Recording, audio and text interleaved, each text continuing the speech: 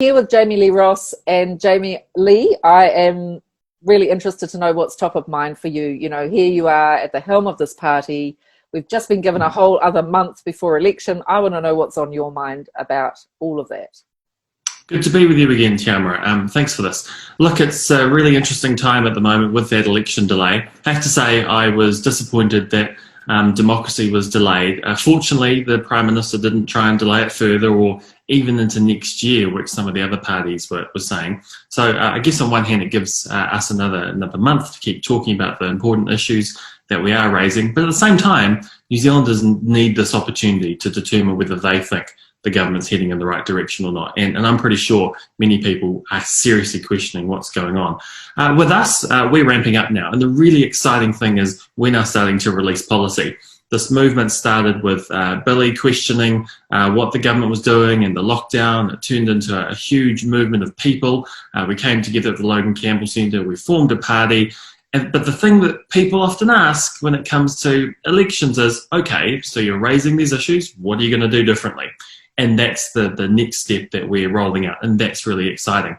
And so our first policy was our Covid-19 response policy, and I think it was important for us to get that out first.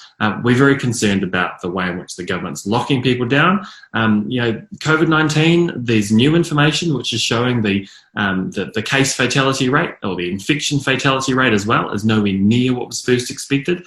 We're locking down the country, causing huge carnage economically, but also hurting people as long-term livelihoods off the back of something which we now know is not too dissimilar to the flu in terms of fatality rates. That's really important. And so we're now releasing policy saying this is what we'd like to do. We need a more risk-based, balanced approach.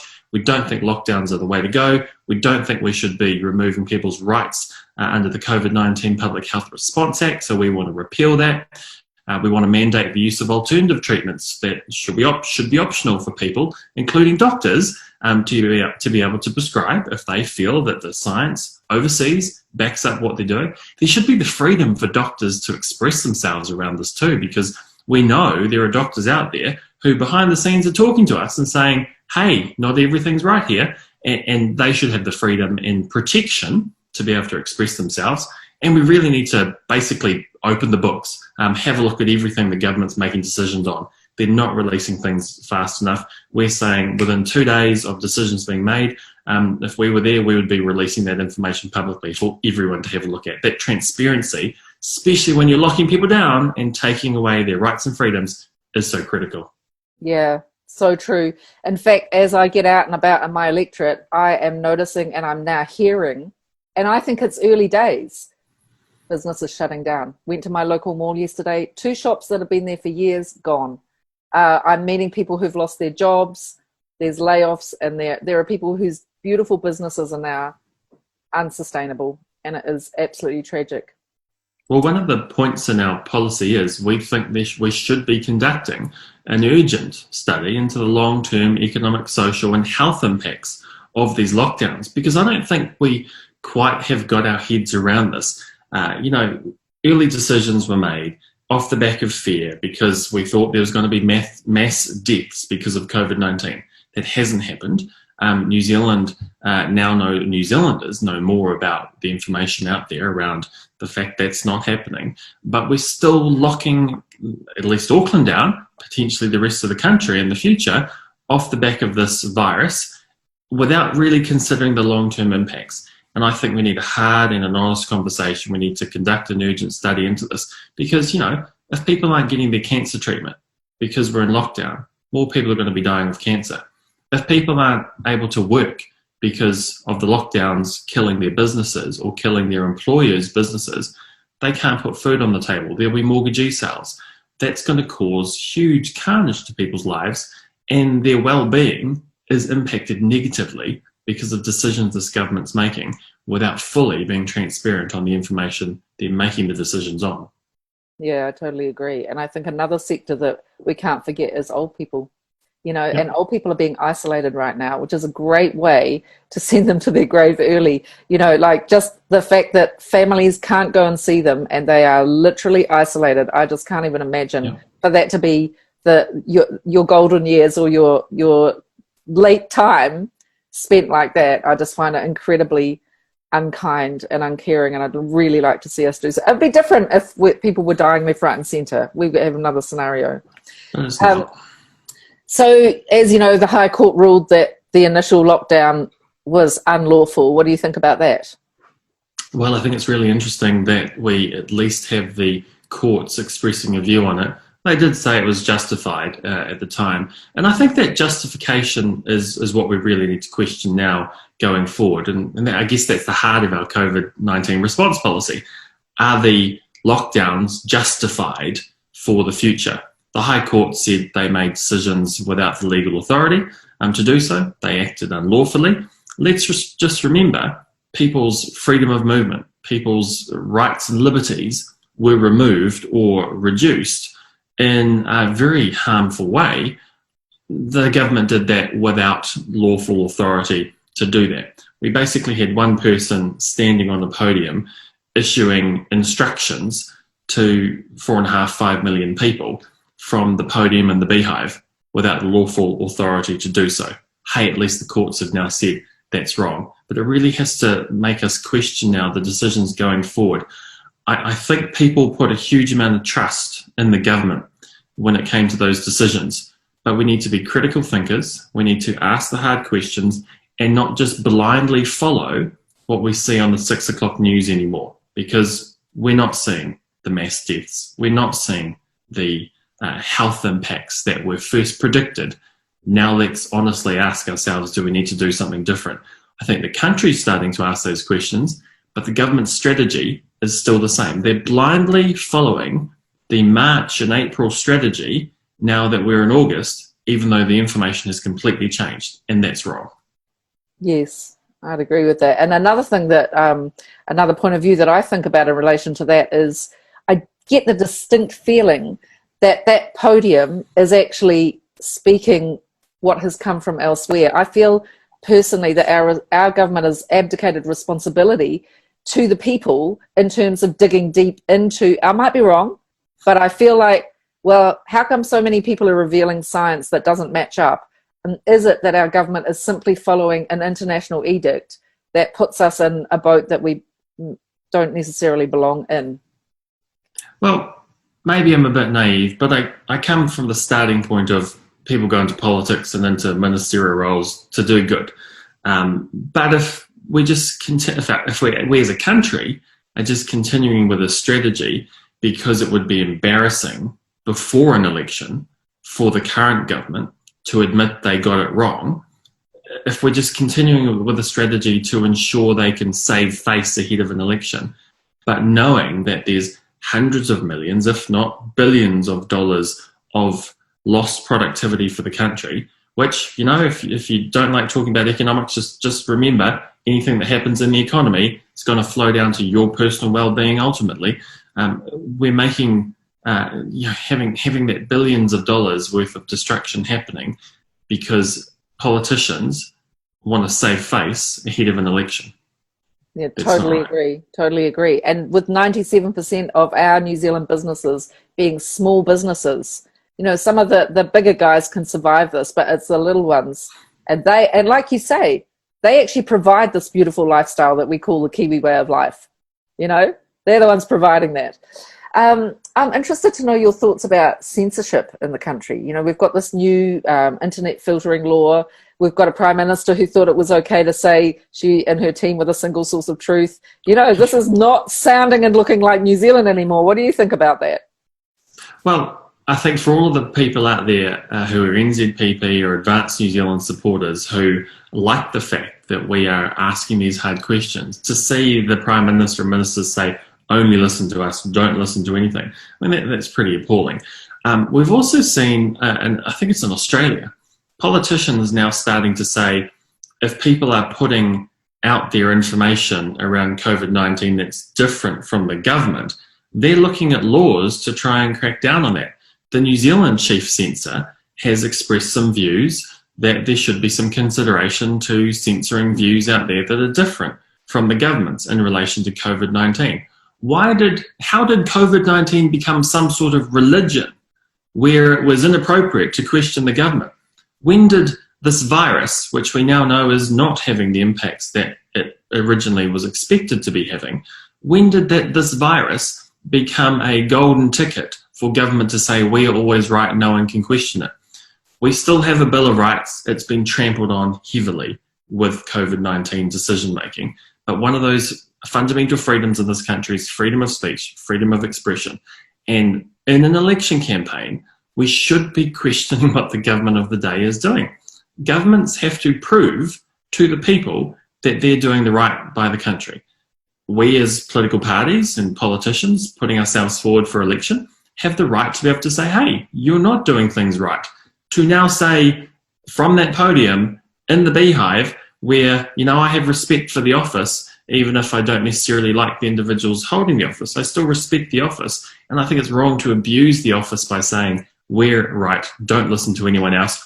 The tens of thousands of people out there on social media who are critical thinkers and asking difficult questions, that all of a sudden they're acting outside of the country's best interests. I think contestability of ideas is fundamental to a democracy, and that's all people are doing.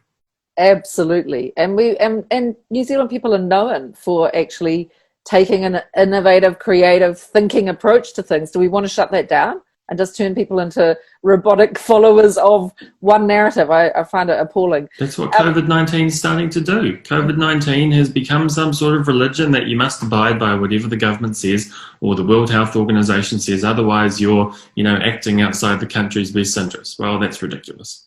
It is. It is.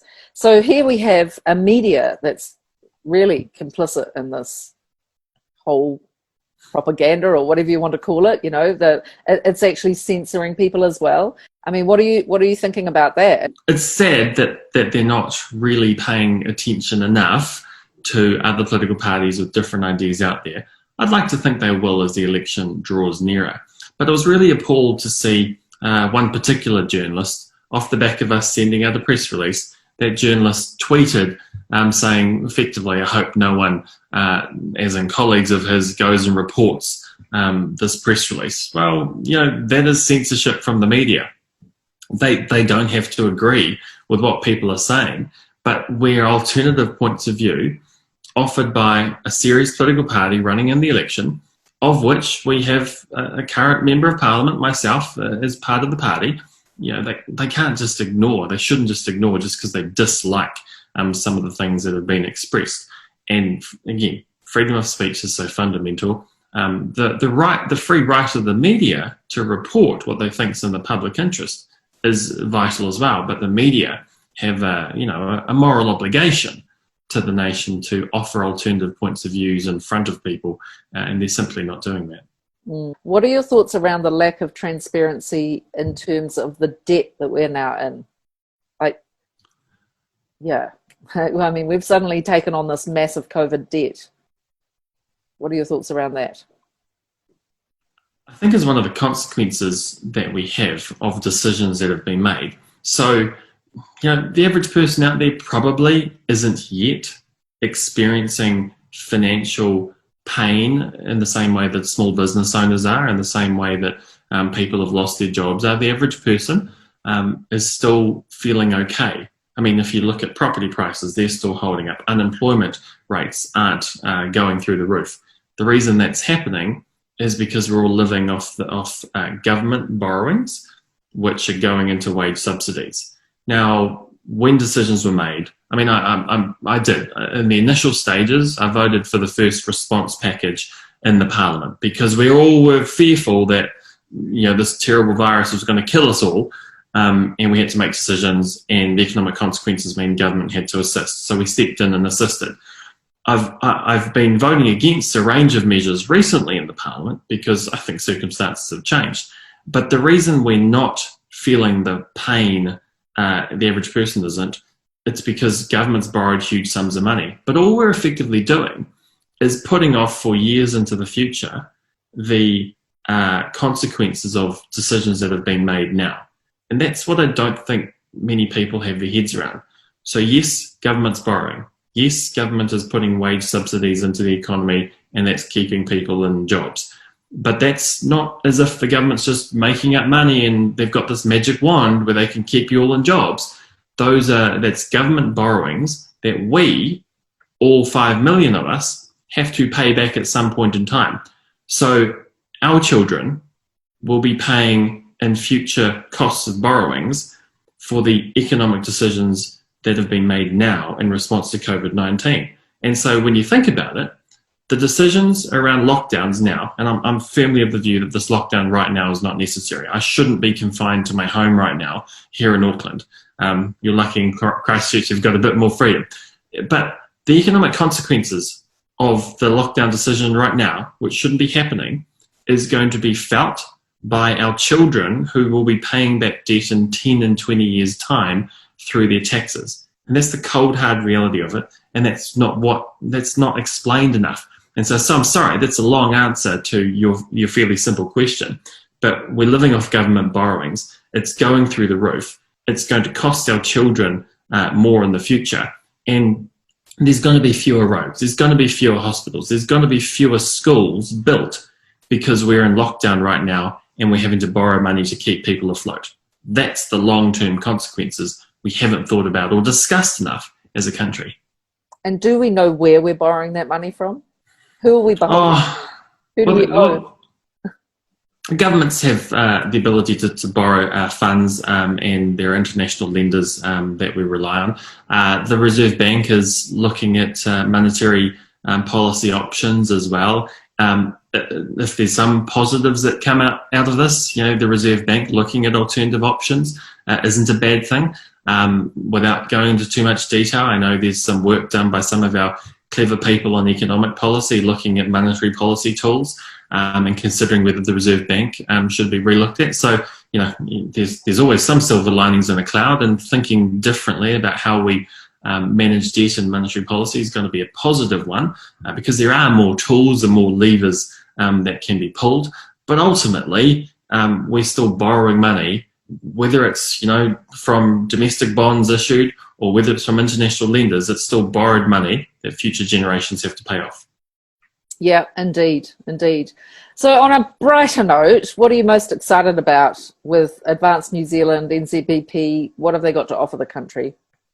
I'm excited about the number of people engaging. The very reason why I was happy to sit down with Billy, what feels like a lifetime ago, but was only about 6 weeks ago, and entertain our merger, was because I could just see the people movement. And I'm really energized by the fact that I'm seeing tens of thousands of people, if not hundreds of thousands of people, engaging with what's going on here. And that's critical in a democracy. I'm lucky enough to see the back end of our Facebook page. And I say our Facebook page because we've renamed it Advanced New Zealand NZPP now.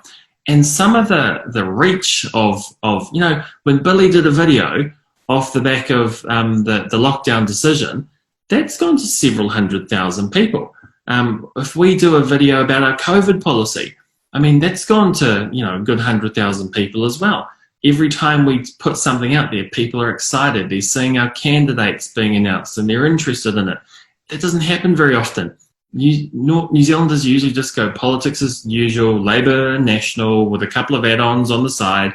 We're something new, we're something different. But I want to know from you, tell me a bit about your campaign. What are you getting involved in and what are you hearing on the street?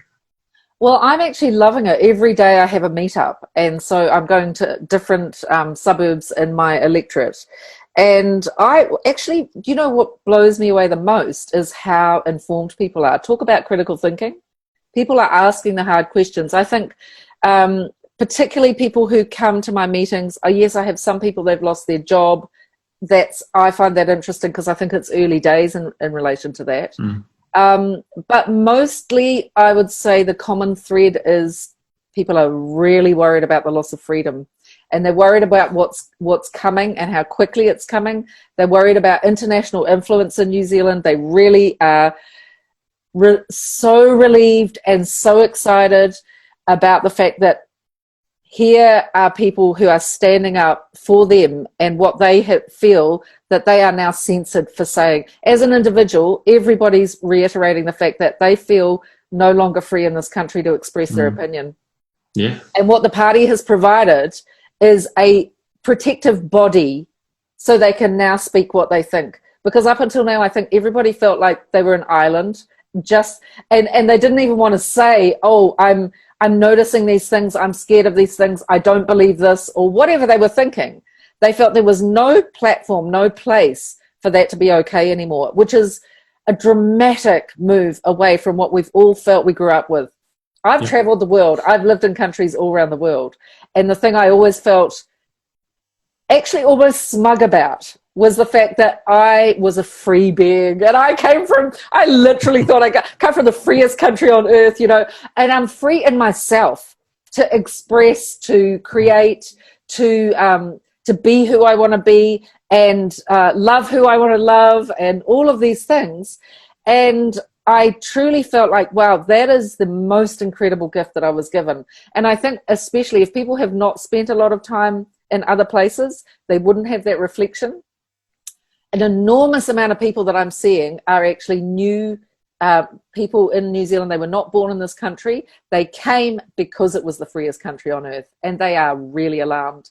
They are really worried about what they're seeing. I get a lot of Eastern Europeans. They're like, I grew up, I had a woman the other day, she said, you know, I grew up in Czechoslovakia, and she said, I am seeing the same thing happen here that we had there. And she said, it's like little bit by little bit, they do it, the tiny, tiny steps, and incentivize you, give you things that supposedly make life seem easier, whilst at the same time you end up with less freedom and less rights. Suddenly you find you can't travel where you want to travel, or, you know, be who you want to be.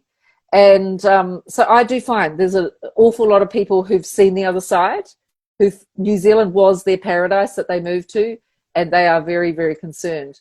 I also see that there are quite a few people who are still not feeling what's going on, and they're very comfortable because New Zealand, the one word that I always would come up with when I, you know, would travel and I'd come back, I'd think, wow, it's really comfortable here. It's really comfortable. It's comfortable in every sense. Like, people are feel kind, so you're comfortable in that space. You know, life is good. Everywhere you go, things are in good condition. And I think that can breed a kind of like dullness and complacency in people where they're not actually noticing. On the other hand, I would say a good half of the country are noticing and very, very worried. So they are excited, and they are so grateful to Billy and to you, to Michael, to the people who've come together to create this movement and this party, and given them, because the party is the people, you know, and they are the people. And man, I've never seen people so excited about politics, ever. I've got people coming who said, I've never voted in my life. I've had nothing to vote for. Now they're saying, wow, finally I do. So I would say, generally speaking, the feeling is positive because of the party. Yeah. Yep. Most political parties are about, you know, one person or a couple of people at the top, but this is really about people, and that's really special. And thank you for what you're doing down there in Banks Peninsula. I think you've got a real shot at that. Thank you. Sorry, that was unexpected. My dog was being groomed, a mobile groomer, and she needed to get it, like... What kind of dog have you got? A little Shih Tzu crossed with a toy poodle. Oh, that's exactly what I want. Yeah. I'm looking for one at the moment. I really want one of those. Come. There we go. Oh, hello.